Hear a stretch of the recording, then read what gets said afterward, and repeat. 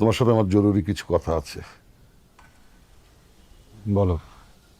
আমি জানি তুমি আমার কথার কখনো অবাধ্য হবে না, এও জানি আমার কখনো যদি দুঃসময় আসে তুই আমার পাশে থাকবি।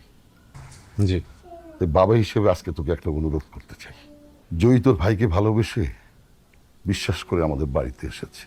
ও আমাকে, তোর মাকে অসম্ভব রকমের সম্মান করে। ও খুব একা হয়ে গেছে রে। ওই বিষয়গুলি আমি আর নিতে পারছি না। তাই বাবা হিসেবে আমি একটা দায়িত্ব পালন করতে চাই। তুই আমাকে কথা দে,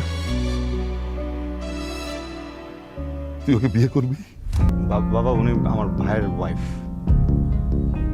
এইটা তো কখনো চেঞ্জ হবে না। আমার মাথা থেকে এটা কখনো সরবে না। এটা ইম্পসিবল। সরি বাবা। আমি শুধু তোর কাছে জানতে চাচ্ছি তুই রাজি আছিস কিনা।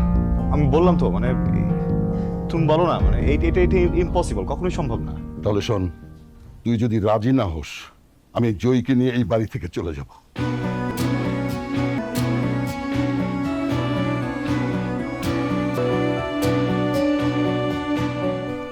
আমি জানি আপনি আমাকে কোনোদিন ক্ষমা করতে পারবেন না। আমার কারণে আপনাকে এরকম একটা সিচুয়েশন ফেস করতে হচ্ছে। আমি এটাও জানি যে আপনি কোনোদিন আমাকে ওয়াইফ হিসেবে মেনে নিতে পারবেন না। না পারাটাই তো স্বাভাবিক। আপনার জায়গায় অন্য কেউ হলে হতো একই জিনিস হতো। আমি আপনার কাছে কখনো ওয়াইফের মতো আবদার করব না। আপনি আপনার লাইফ যেভাবে ইচ্ছে সেভাবে সাজাতে পারেন। আপনার যা ইচ্ছা আপনি তাই করতে পারেন। আমার প্রতি আপনার কোনো দায়বদ্ধতা নেই। আমিও সরি। আসলে এমন একটা সিচুয়েশন পুরো পরিবারের উপর থেকে রিসেন্টলি যা গেল, এরপরে আমি আমার বাবার সাথে ফাইট করতে পারিনি। আমি একটা মেয়েকে অনেক ভালোবাসি, প্রমি। আমার জীবনে একটা মানুষ থাকার পরেও আমি অন্য আরেকটা মানুষকে বিয়ে করেছি। আমার যে এখন কি করা উচিত এটাই বুঝতে পারছি না।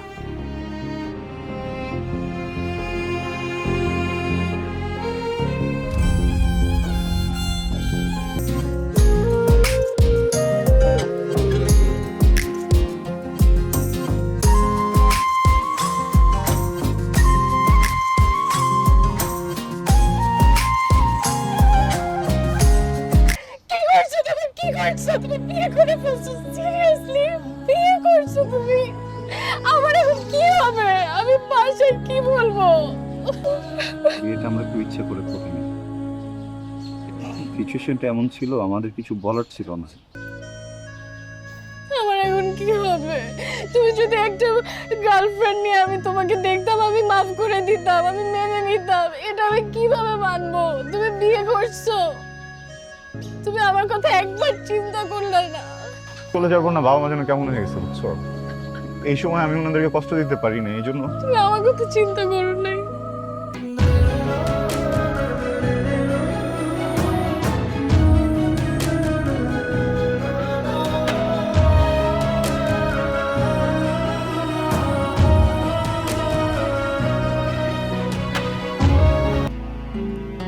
জি।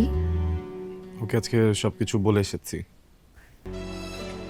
আপনার জীবনের ভালো মানুষটা না হতে পারলেও আপনার জীবনে খারাপ মানুষটা হতে চাই না। হুট করে আপনাকে ডিভোর্স দিয়ে গায়েব হয়ে যেতে।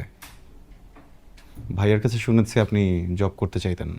ভাবছিলাম আমার কিছু একটা করা উচিত। ঠিক আছে, আমি করব। কথা বলি। জি। এসির টেম্পারেচারটাকে একটু বাড়িয়ে দেওয়া যায়?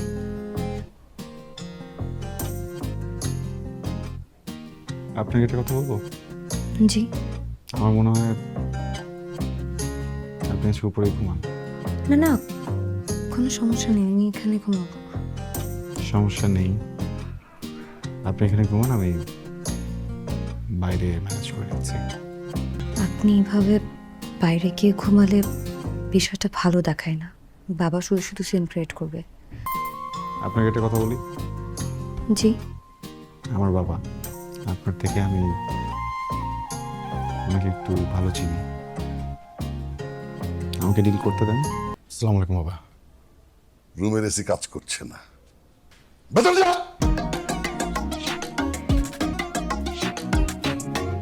বাবাকে ডিল করে আসলেন? তাহলে চুপচাপ ঘুমিয়ে পড়ুন। আম সরি, আমার মনে হয় আজকে রাতে আমাদের দুজনকে নিচে ঘুমাতে হবে। সমস্যা নেই, আমি ম্যানেজ করছি। আপনাকে একটা কথা বলি, যদি কিছু মনে না করেন।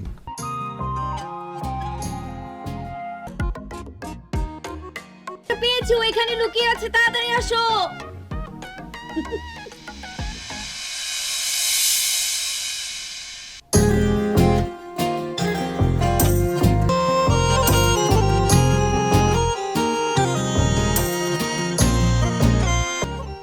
যেই খাবারটা খাবো এটার জন্য শুধু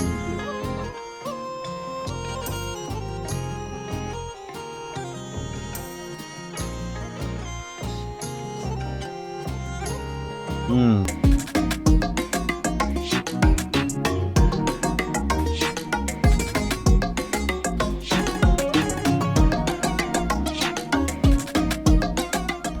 সরি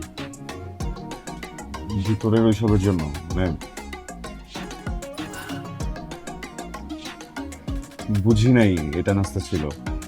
এগুলো আমার না ওই পোলাও, গরুর মাংস এগুলো পছন্দ না। পৃথিবীতে একটা খাবারই খুবই পছন্দ, সেটা হচ্ছে চা পরোটা। আপনি কিভাবে জানেন? আপনার ভাই আমাকে সবসময় বলতো আপনার চা পরোটা খুব পছন্দ। আপনি যদি কিছু মনে না করেন, একটা কথা বলবো। ওকে দেখে মনে হচ্ছে আপনি ড্রিঙ্কস করে এসেছেন। এক তো এত রাত করে বাসায় ফিরেন, তার মধ্যে আবার ড্রিঙ্কস করেছেন। ঠিক আছে, আপনি প্রমির সাথে দেখা করতে প্রমির নাম মুখে নেবেন না। আপনার কোনো রাইটই নাই প্রমির নাম মুখে নেয়। আপনার মতো একটা মানুষের লাইফ ঠিক করতে যে আমার বাপ আমারে ফাঁসাইছে, আমি এই জন্য আপনারে বিয়ে করছি। প্রমি সব কিছুতে পাজল আরেকটা জায়গায় চলে গেছে, পুরো ফাকড আপ লাইফ আমার, জাস্ট বিকজ অফ ইউ। এই মুখে জীবনের প্রমির নাম নেবেন না, বুঝতে পারছেন? হ্যাঁ,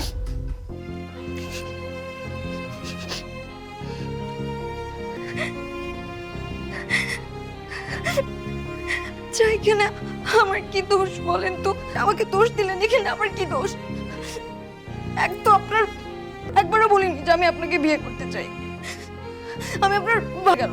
তার মধ্যে আপনি আর আপনার ভাই দুজন দেখতে একদম একরকম, এখানে আমার কি দোষ? আমি কি কাউকে কিছু বলেছি? আমি কি আপনাকে কিছু করেছি? আপনি যেভাবে চেয়েছেন আমি তো সেভাবেই থাকছি। তারপরেও আমার দোষ, এর সাথে আমি ঠিক মতো সংসার করতে পারলাম না। আর এখন যখন আমি একটু সংসার করতে যাচ্ছি সেখানেও সমস্যা, সবকিছুই আমার দোষ। লাগবে না, আমি আমার মার বাড়িতে চলে যাচ্ছি। আমি কি আপনাকে ডিভোর্স লেটার পাঠিয়ে দিব?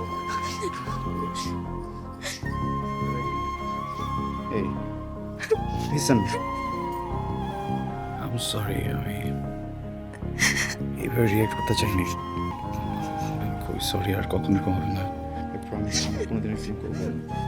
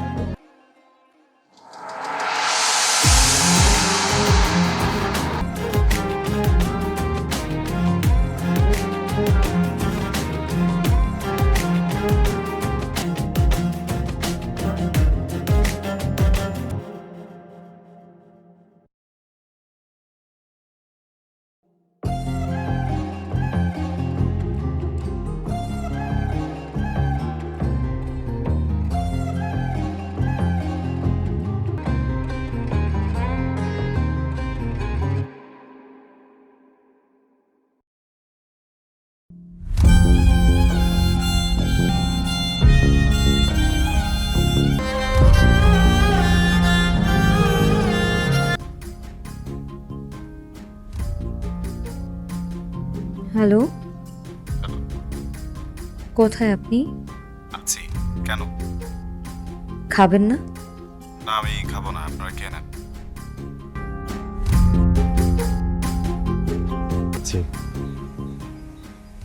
আপনি এখানে? মা উল্টা আপনাকে খুঁজতে গেল। আপনি কি আমাকে কিছু বলতে চান? আমি কি বলবো?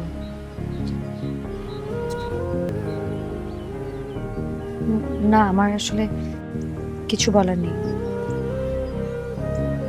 জয়, আমি চলে যাচ্ছি। কখনো দেখা হবে কিনা সেটাও জানি না। সরি। কেন? এই যে আমার জন্য আপনি আপনার প্রিয় মানুষটাকে সারা জীবনের জন্য হারিয়ে ফেললেন। এটা আপনার জন্য। কি এটা? Divorce letter. আমি তো থাকবো না, তাই সাইন করে রেখে গেলাম। যখন আপনার কমফোর্টেবল ফিল হবে আপনি তখন আপনাকে সাইন করে নিন। Ayaan, thank you. আপনার সাথে এই ছোট্ট সময়টা অনেক সুন্দর কেটেছে। You are a good friend.